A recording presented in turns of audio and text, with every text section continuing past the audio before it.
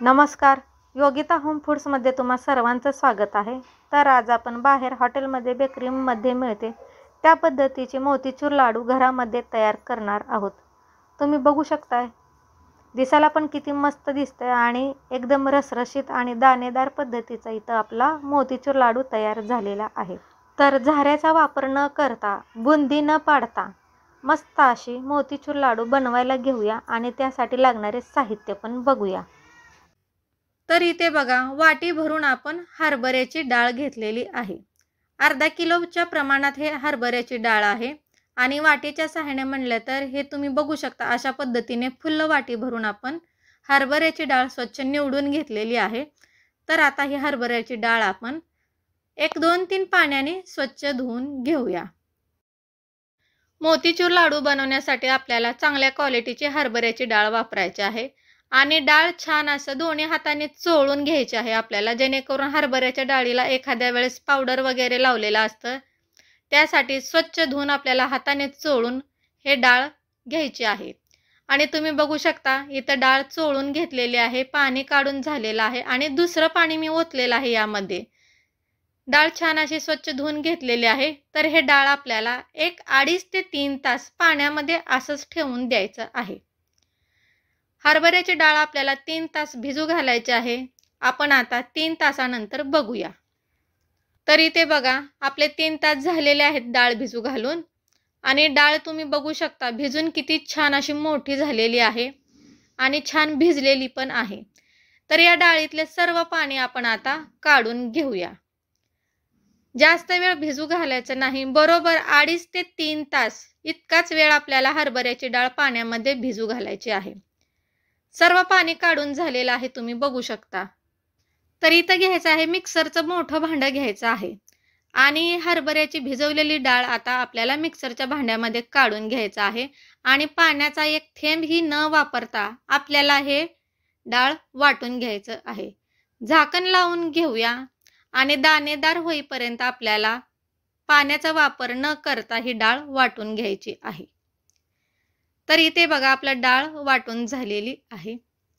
झाकण काढूया, तुम्हाला दाखवते चमच्याच्या सहाय्याने, तुम्ही बघू शकता अशा पद्धतीने आपण पाणी न घालता हे डाळ वाटून घेतलेली आहे। तर यामध्ये एक थेंब ही पाण्याचा वापरायचा नाही आपल्याला, पाणी न घालता आपल्याला हे डाळ सर्व वाटून घ्यायची आहे। भांड्यामध्ये काढून घेऊया आणि अशाच पद्धतीने बाकीची डाळ पण आपण आता वाटून घेऊया। तर अशा पद्धतीने पाण्याचा थेंब ही न वापरता आपण ही सर्व डाळ मिक्सरला वाटून घेतलेली आहे। तर आता आपल्याला काय करायचं आहे, हे डाळीची आपल्याला भजी तेलामध्ये सोडायची आहे।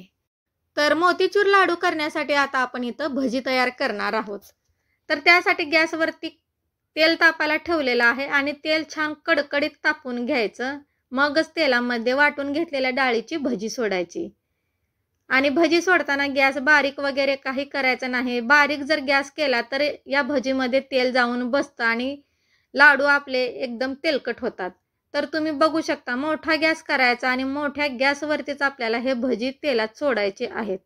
जशा पद्धतीने आपण घरामध्ये कांदा भजी बनवताना कांदा भजी कसं तेलात सोडतो, त्याच पद्धतीचे इथं आपल्याला वाटून घेतलेल्या डाळीची भजी तेलात सोडायचे आहेत। मोठ्या गॅसवरती सर्व भजी आपण तेलात सोडलेले आहेत। 3 ते 4 मिनिट अशाच पद्धतीने आपल्याला भजी ठेवायची आहे तेलामध्ये, पलटायची गडबड करायची नाही। 3 मिनिट झाले की आपल्याला हे भजी पलटून घ्यायची आहेत। तर इथे बघा, आपले 3 ते 4 मिनिट झालेले आहेत। उलटणच्या सहाय्याने, झाऱ्याच्या सहाय्याने आपल्याला ह्या भजी पलटवून घ्यायचे आहेत। तुम्ही बघू शकता, अजिबात इथं कढईला चिटकत नाही। तर भजी करताना जाड कढईचाच वापर करायचा, कारण भजी तेलात सोडले की कढईला चिटकत नाही।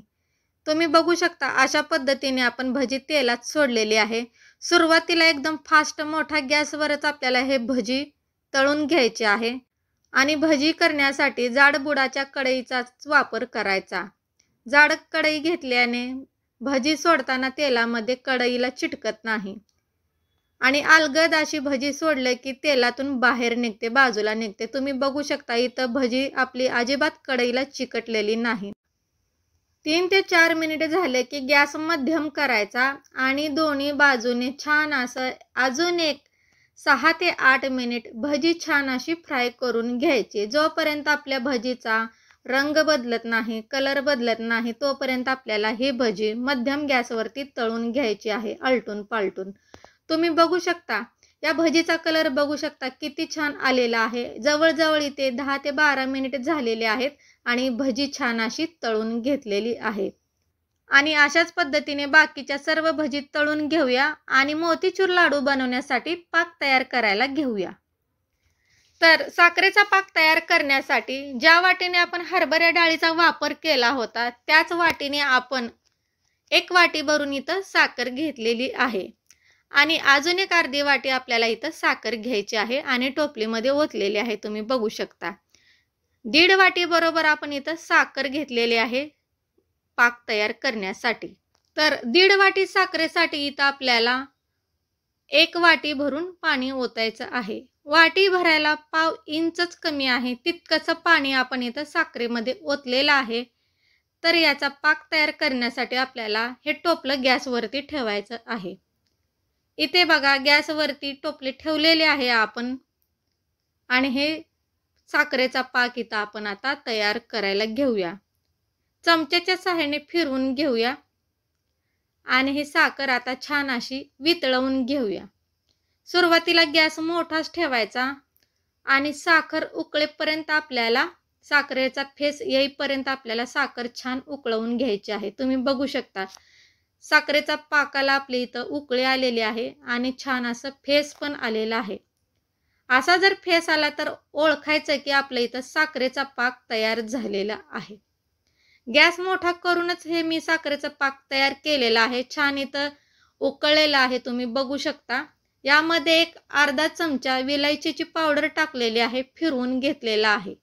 तर इथे काय आपल्याला साखरेचा पाक आटवून वगैरे काही घ्यायचं नाही. मोठ्याच गॅसवरती याची छान अशी उकळी काढून घ्यायची. तुम्ही बघू शकता आणि इथं मी गॅस बंद केलेला आहे आणि याचा 1 तारीच पाक तयार करायचा आहे.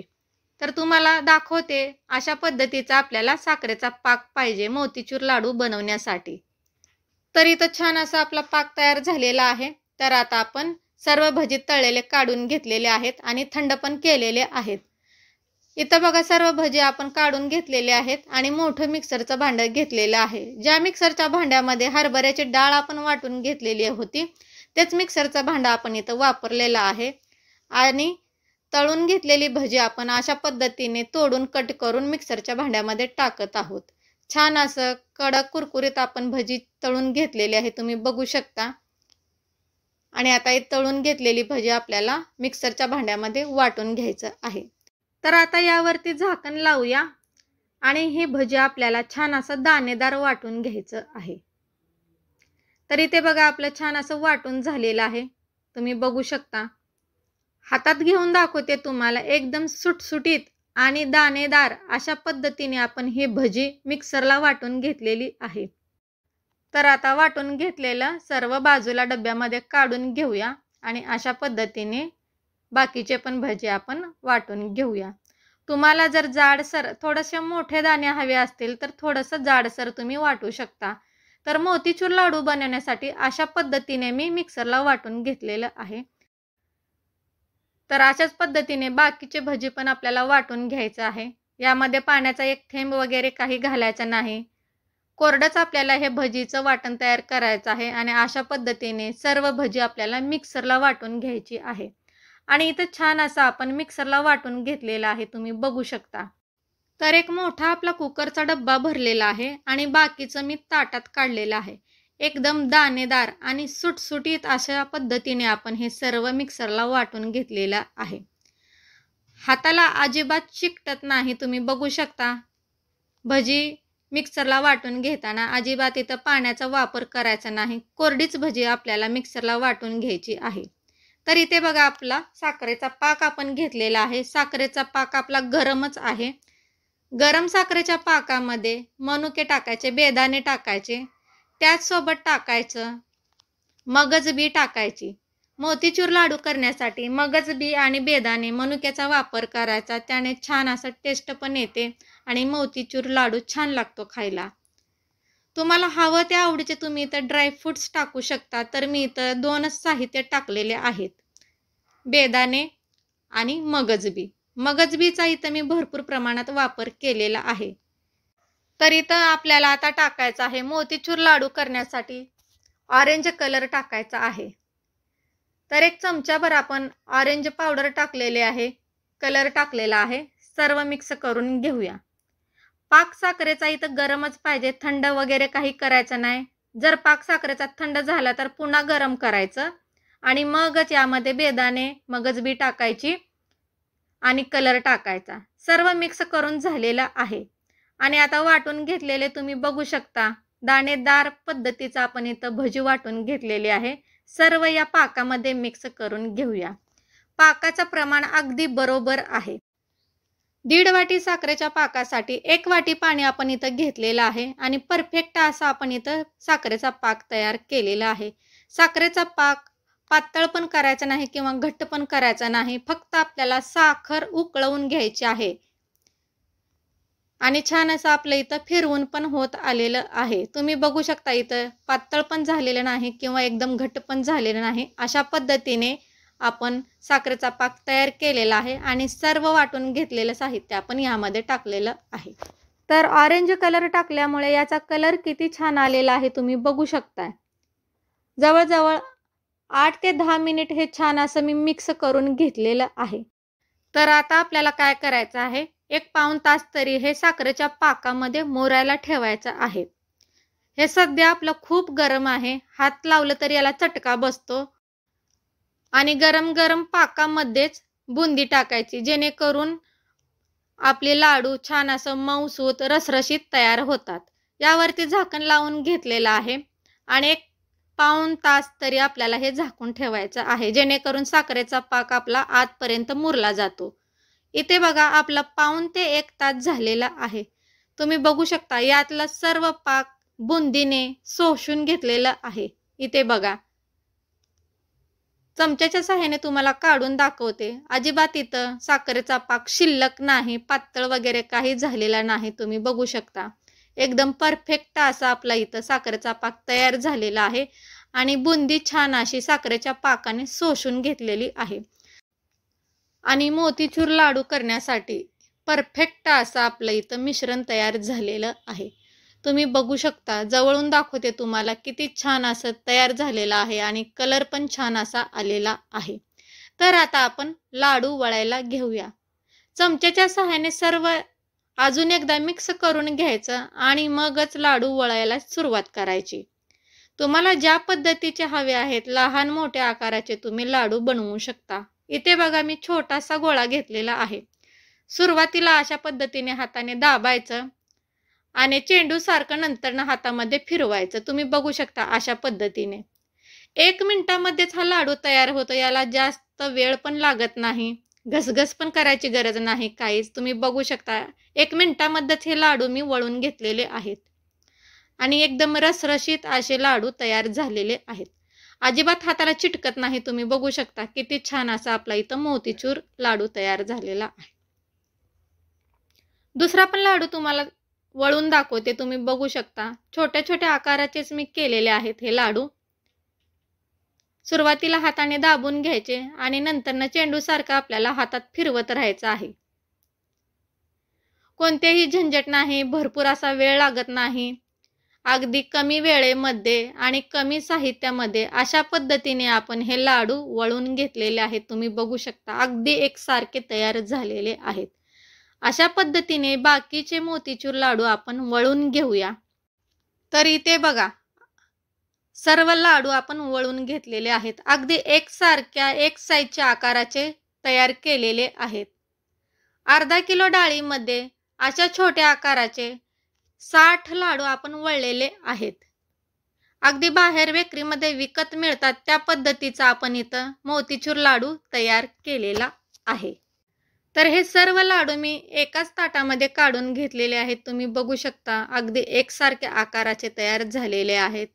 चवीला पण एकदम छान असं झालेलं आहे आणि एकदम गोल गरगरीत अशा पद्धतीचं मोतीचूर लाडू आपण घरामध्ये कमी साहित्यात कमी वेळेत तयार केलेला आहे. जवळून दाखवते तुम्हाला किती छान दिसते, तुम्ही बघू शकता.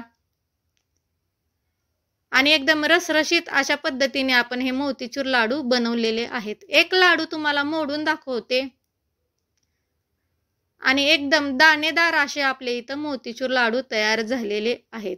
जसं बाहेर बेकरीमध्ये हॉटेल्समध्ये मिळतं त्या पद्धतीचं आपण घरामध्येच हे लाडू बनवलेले आहेत. तर आजची मोतीचूर लाडूची रेसिपी तुम्हाला कशी वाटली कमेंट करून नक्की सांगा. व्हिडिओ आवडल्यास लाईक करा, चॅनेलला सबस्क्राईब करा, शेअर करा, बनवून बघा. साध्या सोप्या पद्धतीने बनवलेलं आहे. कोणतीही जास्त मेहनत नाही, अगदी कमी वेळेत कमी साहित्यामध्ये हे लाडू बनवलेले आहेत. बनवून बघा आणि कमेंट करून नक्की सांगा. धन्यवाद.